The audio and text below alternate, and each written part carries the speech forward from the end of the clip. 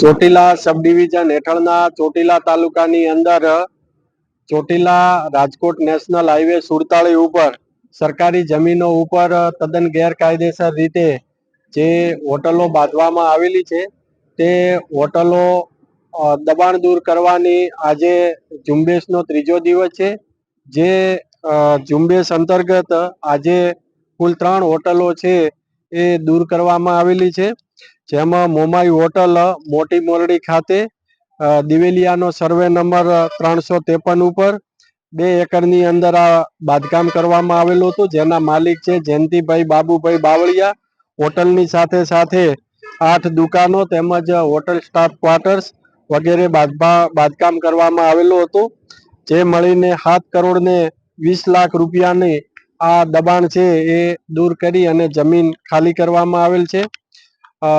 બીજા નંબરે છે જય દ્વારકાધીશ હોટલ ચાણપા, જેનો સરકારી સર્વે નંબર છે 19, જેમાં માલિક છે આમાભાઈ શાર્દુલભાઈ રબારી, જેઓએ 2 એકર જમીનની અંદર આ હોટલ બાંધકામ કરવામાં આવેલું હતું અને જેની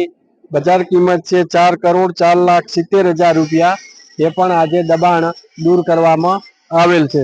અને ત્રીજી હોટલ છે તુલસી હોટલ, જે નાની મોરડી ખાતે સરકારી સર્વે નંબર 122 ની અંદર બાંધવામાં આવેલી હતી, જે 3 એકર જમીનની અંદર બાંધવામાં આવેલ, જેના માલિક છે પ્રવીણભાઈ ચનાભાઈ સભાયા, રહે રાજકોટ।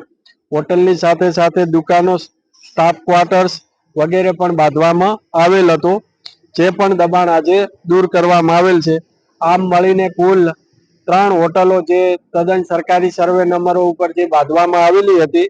તે દબાણ છે આજે અમારી નાયબ કલેક્ટર ચોટીલાની ટીમ અને મામલાદાર ચોટીલાની સંયુક્ત ટીમો દ્વારા આ દબાણો દૂર કરવામાં આવેલ છે અને જેની